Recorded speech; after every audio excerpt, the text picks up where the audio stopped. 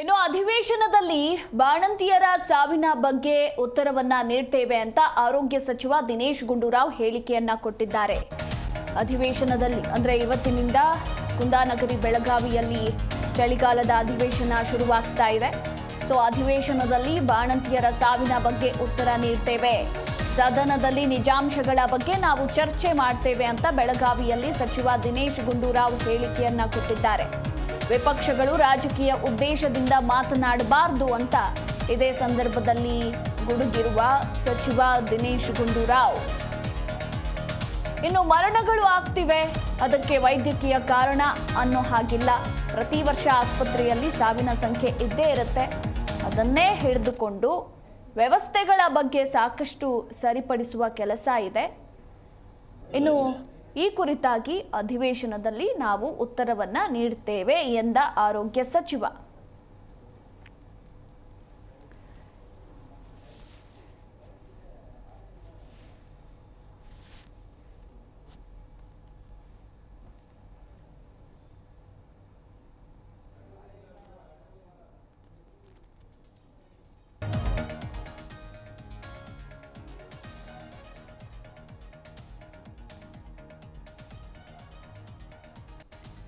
ಇನ್ನು ಬಳ್ಳಾರಿಯಲ್ಲಿ ಸರಣಿ ಬಾಣಂತಿಯರ ಸಾವಾಗಿದೆ. ಆ ಒಂದು ಪ್ರಕರಣಕ್ಕೆ ಸಂಬಂಧಪಟ್ಟಂತೆ ಈಗ ಆರೋಗ್ಯ ಸಚಿವರು ಈ ಕುರಿತು ಅಧಿವೇಶನದಲ್ಲಿ ನಾವು ಮಾತನಾಡ್ತೇವೆ, ಸದನದಲ್ಲಿ ನಿಜಾಂಶಗಳ ಬಗ್ಗೆ ಚರ್ಚೆಯನ್ನ ಮಾಡ್ತೇವೆ, ಎಲ್ಲ ಪ್ರಶ್ನೆಗಳಿಗೂ ಕೂಡ ಉತ್ತರವನ್ನ ನೀಡ್ತೇವೆ, ವಿಪಕ್ಷಗಳು ರಾಜಕೀಯ ಉದ್ದೇಶದಿಂದ ಮಾತನಾಡಬಾರದು ಅಂತ ಬೆಳಗಾವಿಯಲ್ಲಿ ಸಚಿವ ದಿನೇಶ್ ಗುಂಡೂರಾವ್ ಹೇಳಿಕೆಯನ್ನ ಕೊಟ್ಟಿದ್ದಾರೆ.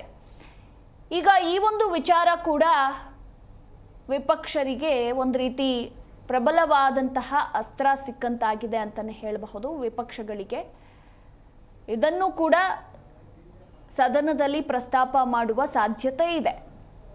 ಇದೇ ವಿಚಾರಕ್ಕೆ ಸಂಬಂಧಪಟ್ಟಂತೆ ನಾವು ಇದರ ಬಗ್ಗೆ ಉತ್ತರವನ್ನ ನೀಡ್ತೇವೆ ಅಂತ ಸಚಿವ ದಿನೇಶ್ ಗುಂಡೂರಾವ್ ಹೇಳಿಕೆಯನ್ನ ಕೊಟ್ಟಿದ್ದಾರೆ.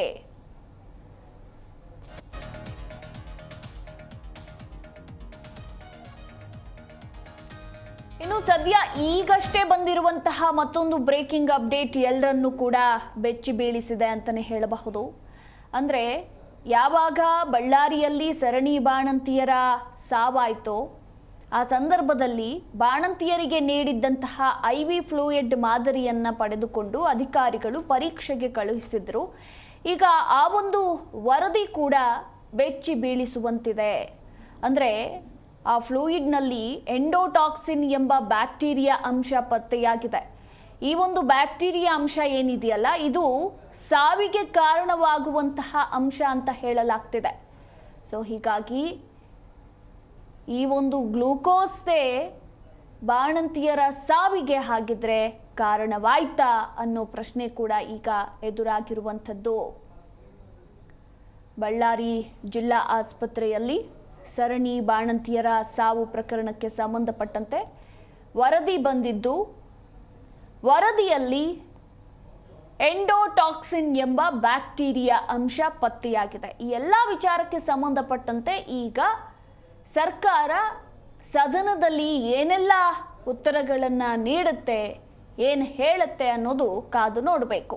ಏನೋ ಅವ್ರಿಗೂ ಒಂದು ತಕ್ಕ ಉತ್ತರ ಕೊಡಬೇಕು ಅಂತ ಏನಲ್ಲ. ನಿಜಾಂಶಗಳೇನಿದೆ ಮತ್ತು ಸತ್ಯಾಂಶಗಳೇನಿದೆ ಅದನ್ನು ಹೊರಗಿಟ್ಟು ಮುಂದಿನ ಕ್ರಮಗಳ ಬಗ್ಗೆ ಇವತ್ತಿನ ಮತ್ತು ಆಗಿರುವಂಥ ವಿಷಯಗಳ ಬಗ್ಗೆ ಎಲ್ಲ ಪ್ರಸ್ತಾಪ ಮಾಡ್ತೀವಿ. ನೋಡಿ ಅವೆಲ್ಲ ಸುಮ್ಮನೆ ಇಲ್ಲ, ನೋಡಿಲ್ಲ, ಅದೆಲ್ಲ ಸುಮ್ಮನೆ ಅವರು ಪ್ರಚಾರಕ್ಕೆ ಹೇಳ್ತಾ ಇರುವಂಥದ್ದು. ಯಾಕಂದರೆ ಮರಣಗಳಾಗ್ತದೆ, ಈ ರಾಜ್ಯದಲ್ಲಿ ಮರಣಗಳಾಗಲ್ಲ ಅಂತ ಹೇಳೋಕ್ಕಾಗೋದಿಲ್ಲ, ಆಯಿತಾ. ಯಾವುದೂ ಕೂಡ ಅದರಲ್ಲಿ ಎಲ್ಲ ವೈದ್ಯಕೀಯ ಕಾರಣಗಳಿಂದನೇ ಆಗಿರುವಂಥದ್ದು. ಬೆಳಗಾವಿಯಲ್ಲಿ ನಾನು ವಿಚಾರಿಸಿ ಇರ್ತಕ್ಕಂಥದ್ದು, ಪ್ರತಿ ವರ್ಷ ಕೆಲವು ಜನ ಆಸ್ಪತ್ರೆಗಳಲ್ಲಿ ಮೃತಪಟ್ಟೇ ಪಡ್ತಾರೆ. ಆಸ್ಪತ್ರೆಗಳು ಎಷ್ಟೋ ಜನ ಸಾವಿನ ಸಂಖ್ಯೆ ಇದ್ದೇ ಇರ್ತದೆ. ಅದನ್ನು ಇಟ್ಕೊಂಡು ನಂಬರ್ಗಳು ಇಟ್ಕೊಂಡು ಇಷ್ಟು 300 ಸತ್ತೋಗಿದ್ದಾರೆ, 200 ಸತ್ತೋಗಿದ್ದಾರೆ, ಹೋದ ವರ್ಷ ಪ್ರತಿ ವರ್ಷವೂ ಕೂಡ ಜನ ತೀರ್ಕೊಳ್ತಾರೆ. ಅದಕ್ಕೂ ಇದಕ್ಕೂ ದಯವಿಟ್ಟು ಸುಮ್ಮನೆ ಯಾವುದೋ ಒಂದು ರಾಜಕೀಯ ಉದ್ದೇಶ ಇಟ್ಕೊಂಡು ಮಾತನಾಡಬಾರ್ದು. ಏನಾದರೂ ಅಲ್ಲಿ ನಿಜವಾಗ್ಲೂ ಲೋಪದೋಷಗಳಾಗಿದೆ ಅದರ ಬಗ್ಗೆ ಮಾತಾಡೋಣ. ಮತ್ತು ನಮ್ಮ ವ್ಯವಸ್ಥೆಗಳಲ್ಲಿ ಇನ್ನೂ ಸರಿಪಡಿಸುವಂಥದ್ದು ಬೇಕಾದಷ್ಟಿದೆ, ಅದರ ಬಗ್ಗೆ ನಾನು ಹೇಳೋಕ್ಕೆ ಹೋಗೋದಿಲ್ಲ. ಕರ್ನಾಟಕ ಇಡೀ ದೇಶಕ್ಕೆ ಸಂಬಂಧಪಟ್ಟಿರ್ತಕ್ಕಂಥ ರೀತಿಯಲ್ಲಿ ನೋಡಿದ್ರೆ ನಾವು ಉತ್ತಮ ದರ್ಜೆಯಲ್ಲಿದ್ದೇವೆ.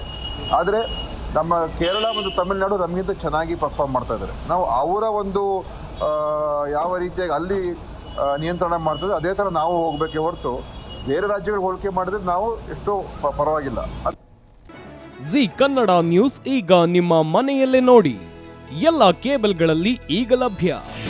ನಿಮ್ಮ ನೆಚ್ಚಿನ ಜಿ ಕನ್ನಡ ನ್ಯೂಸ್ ಈಗ ಸನ್ ಡೈರೆಕ್ಟ್ ನಲ್ಲಿ number 292, Tata play number 1664, Jio TV number 1334, NXT digital number 30, in cable number 30, city networks 51, U digital number 162, GTPL number 17, Rockline telecommunications number 42, Shri Basaveshwara cable number 168, rural cable network 60, Vinayaka digital 57, Abhishek cable 821, city channel 53, Siddeshwara cable network 57, V4 digital Infotech 628, Surya digital networks 53, Gajanan digital number 836, Malnad Infotech private limited number